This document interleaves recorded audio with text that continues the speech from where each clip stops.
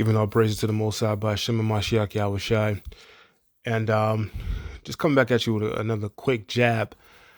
You know, Most High willing, I'm going to be doing a couple more sit downs prayerfully before this week is out and get those uploaded onto the channel. But, you know, Most High willing, I get the time to go ahead and do that. But definitely had to come back and speak on this whole Beirut incident and just see what happened there. And as you can see in the videos there, the explosion. When I first saw it on the news, I thought that it was some sort of short range nuclear. The Beirut officials, they're not ruling out terrorism. It could be the chemicals that exploded. Hell, for all we know, maybe it was a short range nuclear explosion. It sure did mushroom cloud at the end, reminiscent of a nuclear atomic explosion. So we'll see. All things will be revealed, right? But definitely just want to talk about it from, not the aspect of the conspiracies and what happened there, what could have happened there, but more so from the aspect of the time that we're in. Man, we're almost home. We're almost home. This thing is wrapping up rapidly, man. Seriously. And, when I saw the video of the Beruit woman there, decked out in her all white in her wedding dress, a few scriptures came to mind. Let's go ahead and go to Matthew 24 and verse 37. But as the days of Noah were, so shall also the coming of the Son of Man be. For as in the days that were before the flood, they were eating and drinking, marrying and giving in marriage until the day that Noah entered the ark, and knew not until the flood came and took them all away. So shall also the coming of the Son of Man be. Yahushua sums it up right there, man. No one's going to be looking for him. No one's going to be paying attention to what's happening. No one's going to be paying attention to the signs, of course, except for the elect, right? But life is still going to be going on as normal. Marrying, giving in marriage, eating, drinking, all that partying, right? We still got cities and states that are locked down with COVID, and you got a lot of you jakes out there, man. Y'all just want to get out there and get back into these clubs and whatnot. Getting upset that some states are going backwards as far as openings for COVID-19, and they're starting to, shut down bars, so on and so forth. Listen, we're not going back to the way things were. Okay, is the time period for as long as we're going to be left in this captivity, in this society, you're going to know it as BC, AC, before COVID, after COVID.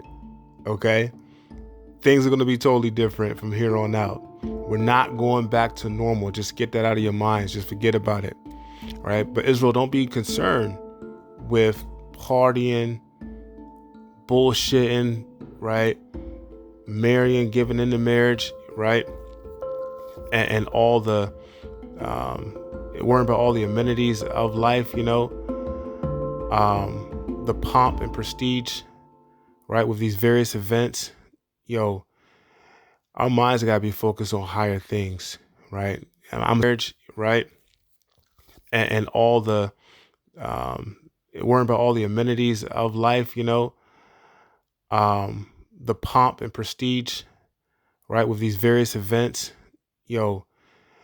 our minds gotta be focused on higher things, right? And I'm especially talking to you Israelite men, right? Our minds gotta be steadfast on the higher elements, the spiritual matters, and listening and seeing what the Most High has to say and observing these times, because these are all dry runs in times, right? Most High does that. He replicates what the prophecies are. He put that out there so you can see it, that we're almost there. All right. So we got to hold on to this thing. Okay. Let's get a couple more scriptures. Again, this is gonna be a quick jab, just something real fast to throw out there based on some current event, and we're gonna keep it moving. Just want to edify the flock real quick. First Peter. Let's go to First Peter 4:7. The book of First Peter chapter 4 verse 7. Right. But the end of all things is at hand. Be ye therefore sober and watch unto prayer. Right. The end of all things is at hand. Okay. The destroyer of worlds is on his way, Yahweh Shai. Right. Be therefore sober. Okay. Right. Put down all the alcohol, put down all the weed. All right. If you're still struggling with that weed demon, you got to pray that up off you.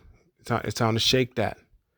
And not just being sober with those elements either, but being sober with the doctrines of this world, being sober from all the dumbed down programming that they put on the television. Okay.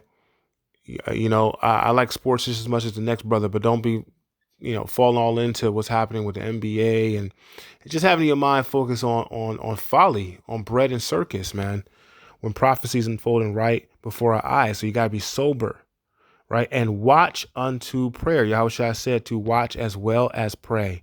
So we're watching these news events. We're watching prophecy unfold. We're praying for sign, for discernment, and praying to know what to do in these last days, man. Keep that going. Keep that going, right? Never cease doing that. One last scripture and we up out of here. Let's get Revelations chapter 3.